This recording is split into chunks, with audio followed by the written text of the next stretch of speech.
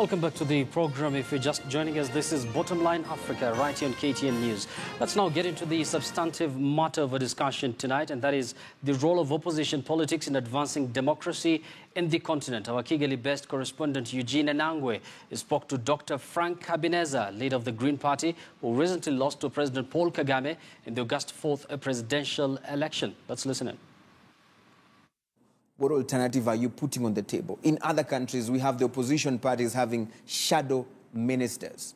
You know, when the government of the day announces the budget, they come up with an alternative. If you were in power, this is how the budget would have looked like. Yeah.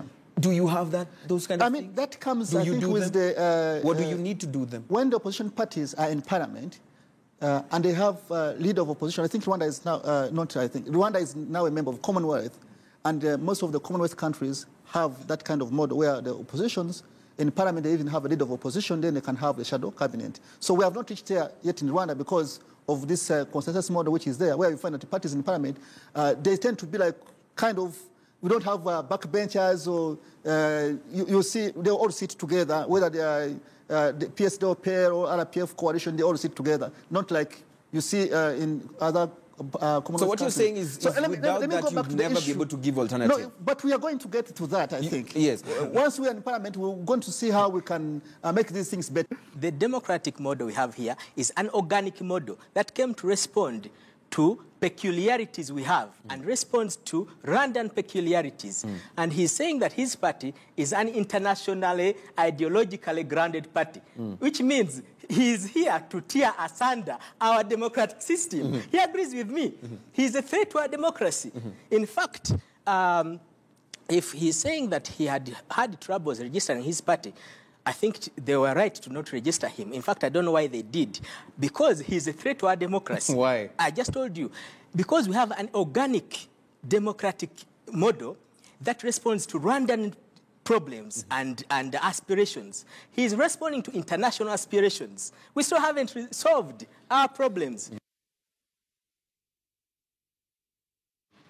Well, that's my colleague from Rwanda, Eugene Enangwe, interviewing the Green Party leader, Dr. Frank Habineza, lost to Paul Kagame in the August 4th election there. He also interviewed a political analyst, Lozen Rugira. And right here in studio, we also have our guest on standby, that is Barak Muluka, who is publishing editor and commentator on global affairs. We also have Dennis Ndombi, who is a political commentator, as well as Calvin Owidi, who is also a political analyst. Gentlemen, thank you very much for joining us here within this program. Good evening and welcome. Thank you. So, Barak, let me start with you. You've seen that development in Rwanda, and Rwanda is a very interesting country. It has been regarded as one of the most stable countries in Africa. It has the least corrupt government. It has 61% women representative in parliament. This is a country that, you know, seems to be in the right direction. But if you look at how the ruling party, RPF, and Paul Kagame has treated the opposition, there's nothing to write home about. How will you analyze Rwanda? Thank you very much. Yusuf, when you look at Rwanda, you get a perfect example of what you'd call a one-man empire. And it's not anything new. We have had such successes in Africa since the pre-colonial times. Historians will tell you about the empire of Mirambo, which was a personal empire and which did very well while it lasted, and Mirambo lasted, and once Mirambo left the scene, it collapsed, it disintegrated with him. And lots of good things may be said about Rwanda today, but when it comes to the democratic practice, I think Rwanda excels in democratic fiction. If you look at someone like the one Eugene Enangwe has just been interviewing, Mr. Habineza, I believe that is his name. There were two of them. They were basically caricatures. They were decoys who were used for window dressing purposes, and they cannot be called the opposition. The true opposition in Rwanda is either in exile or in jail. Yes, you've rightly put it that Rwanda is a one-man show. Now, Calvin's, Barak has exactly put it that way. What is your view on this, and do you think it's about time the opposition will start fighting back, perhaps? I can't say that Rwanda has any form of opposition. And Rwanda is one country that has made sure that the opposition is decimated. I hope people will one day appreciate the role the opposition plays in any country. Without the opposition, any country leadership will always never see if they have any shortcomings, because it is the work of the opposition to educate the people, to inform the people of the shortcomings of a regime. But Rwanda is not one such nation. There are critics who say that, this is a country that is performing really well. Actually, it's an example, to so many East African countries, Kenya included. I've already talked about, them having the least corrupt government. Do you think they really need opposition at this time? The iron fist with which the Rwandan president rules the country, he can also subdue corruption, and that does not mean there is democracy. He still denies good leaders a chance to lead this nation. Yes. So we cannot say just because the corruption is much less, we do not have, we have democracy in Rwanda. There is no democracy in Rwanda. Whenever you see a president going back to remove the constitutional roadblocks that have been put for rogue presidents, then you know he is not democratic at all. He's only hoodwinking the world and his people. Dennis, I would like to hear your view on that. I think Rwanda is an interesting example, especially in Africa. Because the first thing that we see in Rwanda is that, first of all, they use the presidential system of government. And number two, you see the question of democracy is it's an interesting question. Yes. Democracy doesn't have to be present because an opposition is present. In fact, a lot of the times in Africa is that the opposition subjugates the concept of democracy, because democracy is a government by the people, for the people. So if the people of Rwanda are in love with this totalitarian government, then certainly democracy is at play. A democracy is just a concept of what people want. So if people want a kind of a king concept of government, then that is democracy. Yes. If you look at countries like the UK, where they have the queen and the king system playing out for long, you cannot entirely say that there's no democracy. So the concept of democracy is are the people for this, and is this what they want? And it's an interesting government where it's a totalitarian government whereby the president or the government controls every bit that there is without certainly checks and systems. And you see that the problem is that the problem comes in play where the president is not acting in favor of what the people want. Then democracy is subjugated. But I haven't had a lot of complaints from the people of Rwanda. In fact, the people of Rwanda are in love with their president. So Yes, the concept of democracy is we can only discuss it based on what the people want. If we see violent uprising in Rwanda, that the people are saying we don't want this totalitarian government anymore, then suddenly you say that democracy is subjugated. Clearly, and that is Dennis, the way to yes, see democracy. Yeah, well said. I think you have a different opinion from Barak Nowidi here. Now, Barak, once again, there's a topic that has been very relevant in Kenya, especially in the 11th Parliament, and that has everything to do with the tyranny of numbers. We're also seeing it in Uganda, where the ruling party is trying to scrap the presidential age limit from the constitution. It seems they're going to be successful. Do you think the issues to do with tyranny numbers is one of the major obstacles to the opposition? Tyranny of numbers is a formation of words that really mean nothing. It's a high-sounding nothing, because the notion of democracy, the notion of parliamentary systems and tyranny are mutually exclusive. And central to the democratic practice, contrary to what Dennis is saying, is the notion of liberty. And liberty includes even the freedom of thought, the freedom of expression. You cannot say in a place where somebody raises their voice, and like Victor Ingabire in Rwanda, they find themselves behind the bars. That somebody like her sister goes to visit her in prison where she's being held and they are arrested, and you call that democracy, that what the people want. Yes. You know, they are what we may want to call goofball cases.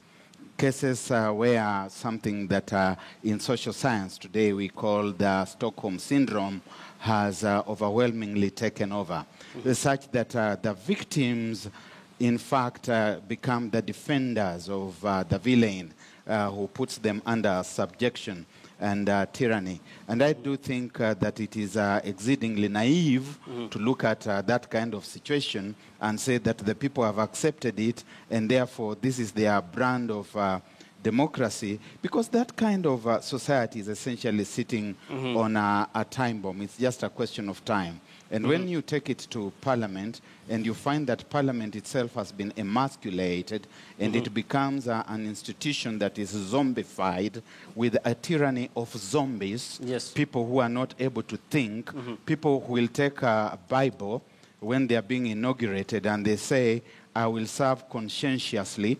Never mind that the word conscientious gives them a problem, but it means that they will be governed by their own conscience. However, they are summoned to State House and the Riot Act is read out to them. They come back to Parliament and they are waiting for the chief whip or the leader of the majority to tell them this is where we are going.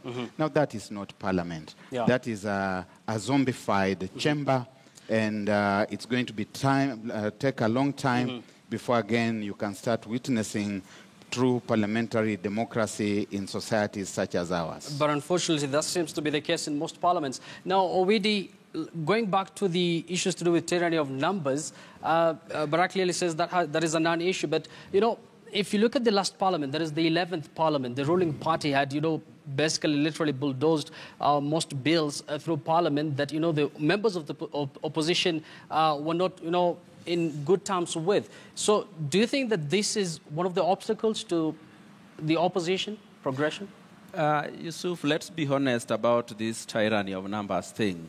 This was a word created by a master propagandist to hoodwink Kenyans generally, because it began in Kenya, that there's something called tyranny of numbers that made some people have some numbers somewhere that can use to bulldoze anything good or bad for the people and justify it by democracy and call it tyranny of numbers. What happens in a case where a rogue government rigs in enough numbers to claim tyranny of numbers? They can even now use it to change the constitution to serve their own personal selfish interest. So this idea of tyranny of numbers is as simple as a propaganda tool that is being used by rogue people. I'd like to hear your view on this, Dennis, very briefly. I think it's honestly naive to ignore the question of numbers in politics, because politics, other than the fact that it's supposed to deliver democracy and civil rights or civil liberties, is a question of numbers. And numbers represents the will of the people.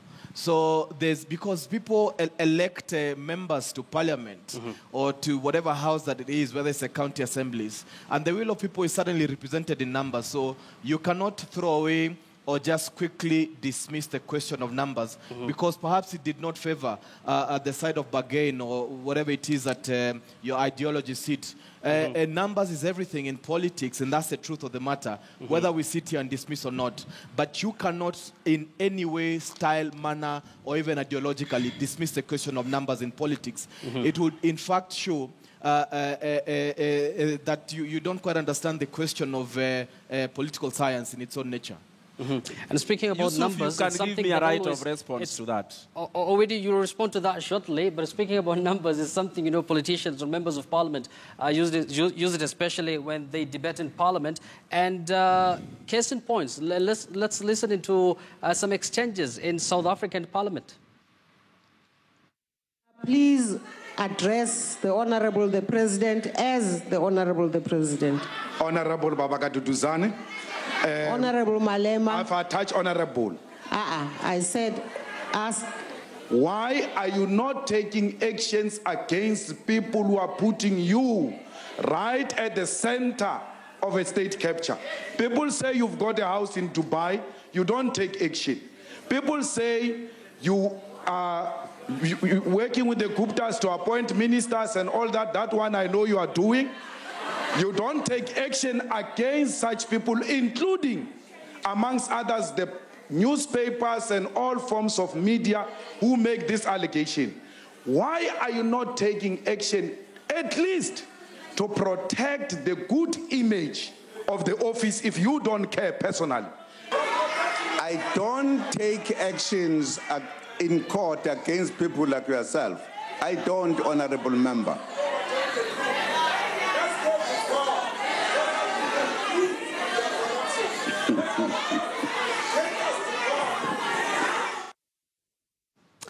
A very interesting exchange there between Malema and President Zuma of South Africa. Now, Barack, one of the roles or one of the classical roles of the opposition is to put the government of the day into question. And you've seen that debate between Malema and Zuma. Do we need to see more of that, where the opposition, forwards, puts tough questions to those in the leadership? We see that all the time, and we have seen it even in one-party contexts. Mm-hmm. Certainly in this country, Kenya, we had a situation where we had people who were christened as the six bearded sisters, and it was during the one-party regime. And they did their work quite well because they were dissenting. Mm-hmm. And to that extent, they were playing that role of oversight, that role of just making sure that government of the day is accountable. Mm-hmm. You would see that where you have six, those days Parliament had about 144, that the majority of the people were what you would call systems people, and it did not matter. But you see this whole thing of numbers again, ladies and gentlemen. It's a question of what the numbers are doing. If you have got a band of robbers, a gang of robbers that overpowers everybody and takes over, you cannot say that this is democracy because the band of robbers, they are the majority. In fact, when you look at the whole notion of democracy and take it back to its Greek foundations, mm-hmm. you will find that Greek philosophers like Socrates, like Plato themselves never believed in majoritarian democracies, because the huge numbers that you talk about most of the time do not even know what is good for them. Mm-hmm. If you take people who have been known to spend 5 years, for example, just cattle rustling, what do they know about government and formation of government? Mm-hmm. When we get to that moment when we are supposed to be voting, you will go and get hold of those numbers, and they will, of course, vote, and you will say that you have got a majority of the numbers, and that numbers may not be ignored.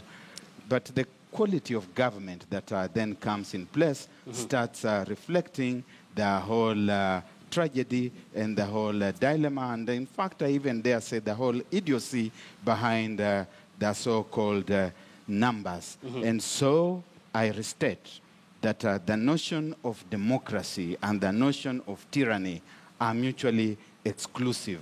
And mm-hmm. therefore, in Parliament, once you start talking about a tyranny of numbers, you are talking about a zombified institution.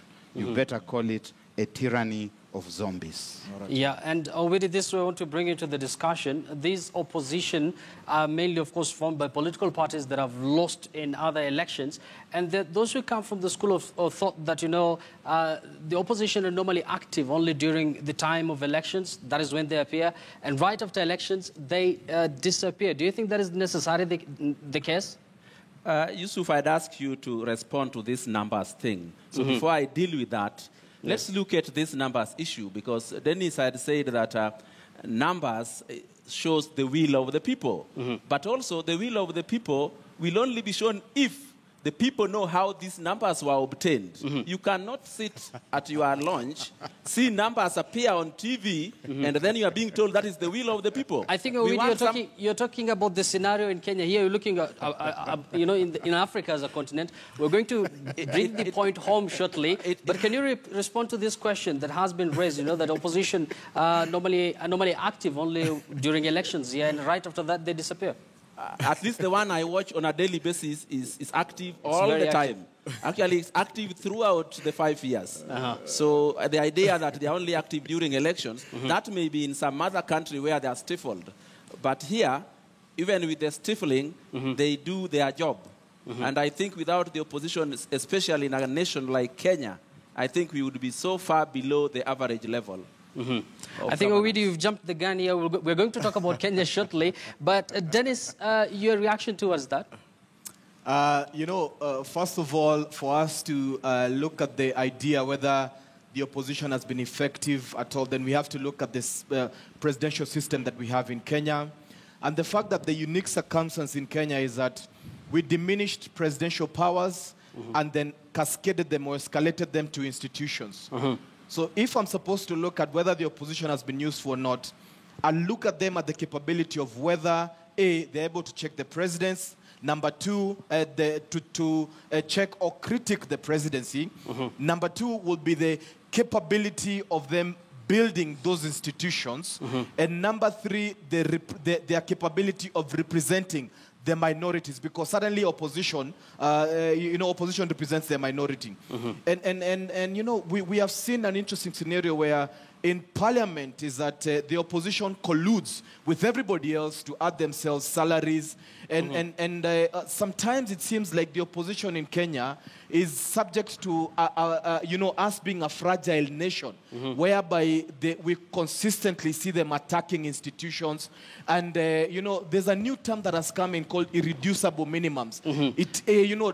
Chest thumping. Well, Dennis, we're going to talk about Kenya's opposition shortly, but for now, let's cross over to Tanzania and listen into what the opposition there, that is the Chadema party, have to say. Let's listen into some of the members of parliament there. What would you say about, you said earlier the democracy is shrinking in Tanzania. When John Pombe Magufuli came to power, there was a lot of promise. He was known as the bulldozer. He was the person who got the job done. Is that still the sentiment 2 years later? I will tell you now, the investors are running away from our country. That's not a good sign. And we as politicians were not allowed to do rallies like you Kenyans are doing here. And there's no freedom of speech. You're talking about, you're criticizing the government. Some people are spying behind. As we are speaking now, I just got information that the police are looking for me now in my country. They went to one of the hotels that I normally spend my time. They're searching everywhere. They think I'm in Tanzania while I'm in Kenya. So this is the kind of governance we have in Tanzania. Just because I'm saying that, I'm not scared. I have been arrested. It's not a big deal. But what I'm saying, democracy is shrinking in our country, and I think it's a wake-up call to East Africa community to reconsider this. We shouldn't be just getting a cup of tea in Arusha and think that let us touch all those fears about this integration in the region. Well, that's an interview our very own Yvonne Okwara had with some members of parliament from the Chadema party. Now, Barack, in your final comment here, I would like to hear your own assessment here of the opposition in Africa. Do you think they've lived up to their expectation? Indeed, I think the opposition has lived up to its expectation. If you look at the continent of Africa, you are talking about a continent that in sub-Saharan Africa starts getting independence in 1957. So you have got to assess it over that timeline. And you'd be talking about people like Abdoulaye Wade of Senegal, who for 30 years was in the opposition. And the role of the opposition is not just to keep the government of the day on its toes, is also to try to go into government and be the alternative government. And we know that Abdoulaye Wade, after 30 years, eventually became the president of Senegal. And when he did lose in a rerun after he had done his first term, he honorably stepped aside, accepted defeat. We have seen the opposition do its role in Ghana and take over. We have seen the opposition do well in Malawi. We've seen it do well in Zambia. We've seen it do well in quite a wide range of countries. But we must also recognize that the African state has been a rogue state. We must accept it for what it has been. It's been a felonious state. In fact, the notion of state capture is very real on the continent of Africa, and to go into the opposition is a labor of love. The easiest thing to do as Stanley Oloi Tip-Tip told Jaramogi Oginga Odinga in 1979, is that if you cannot beat them, you join them. And in Africa, if you are willing to join them and forget about beating them, you have seen in Kenya here, during the campaigns, President Kenyatta and Deputy President William Ruto, all the time asking Kalonzo Musyoka to join them. It's the easiest thing to do, to join the gravy train. And so the very fact that somebody elects to take the difficult option of staying out there and fighting for change is itself laudable. Otherwise, it's very easy to join the gravy train and participate in running down of countries. So I think in the balance, they have done a good job. Well said, Barak. Now, Owedi, one of our viewers here at Korir Lenny says, yes, opposition have checked the government well, especially in Kenya. Everything is being checked well by the opposition. I'm sure you agree with that viewer. But critics also say that most opposition parties in Africa are established around the personalities of individuals. There are also opposition parties that have or lack, internal democracy. As much as you're going to talk more about the Kenyan opposition, do you think there's some challenges as well in Kenya with the opposition? You know, the opposition has challenges, especially on resources. If you look at the kind of work the oppositions do to keep the African governments on check with very limited funding, then you know they are passionate about this. But this idea that the opposition always revolve around some community, that always does happen not only in here, even in the developed world. People look for their hometown boys. Where are they? Then they follow them. So the idea of opposition is always followed by their people. That is neither here nor there. But we also must thank the opposition in Africa, because without opposition in Africa, that generally informs the people of the weaknesses of a government. Because we have countries where the literacy level is so low that without an opposition that articulates issues that the people listen to, the people would not know whether they are being governed well or being misgoverned. But also internationally, the international community only get to know what a nation's citizens go through when the opposition highlights it. Take, for example, Kenya.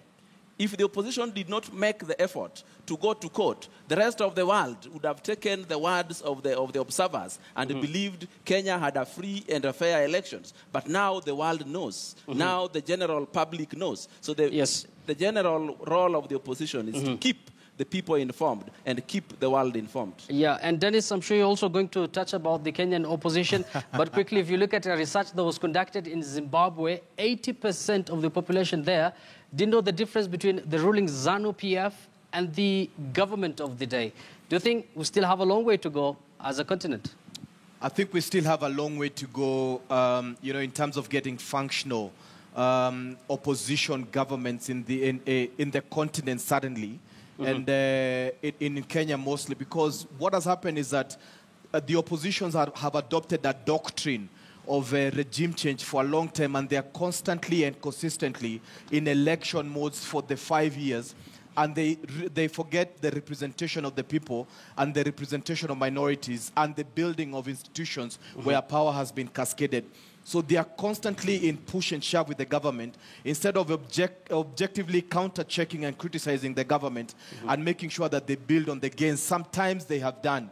So that concentration has suddenly put the continent or the country in a state of fragility. And we've seen that even in Kenya here. So I think the opposition must understand that there's a time to politic, there's a time for elections, and there's a time for representation, and there's a time for building gains, so that they can be functional in Africa and in this country. And I see Barak there smiling. And Barak, one of the role of the opposition, of course, is to serve as a credible alternative to the government in place. Do you think there's need for the opposition also to clean its house fast?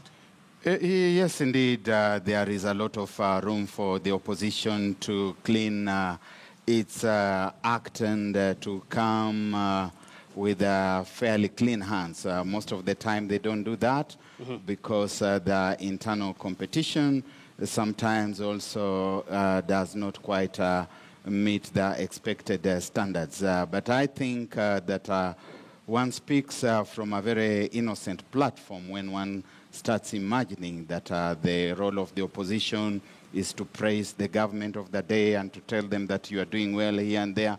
The opposition has got the responsibility of at all times interrogating everything that our government is doing. And that happens not just in this country, not just on this continent, but all over the world. And when we hear things like, let there be time to politic, those are cliches and banalities that do not mean anything, because government is by its very nature political, and therefore every talk that gravitates around government must of necessity be political. Trust me, we would like to hear more from you, but unfortunately we're out of time. Thank you very much, Barack Muluka, for your input, as well as Calvins Owidi, who is a political analyst, and Dennis Ndumbi, who is also a political analyst. Many thanks all of you for your input within this program. Thank you very much. Now, tonight, our images of the day come from last night's Emmy Awards held at the world's entertainment capital, that is Hollywood, from teen stars Millie Robbie Brown to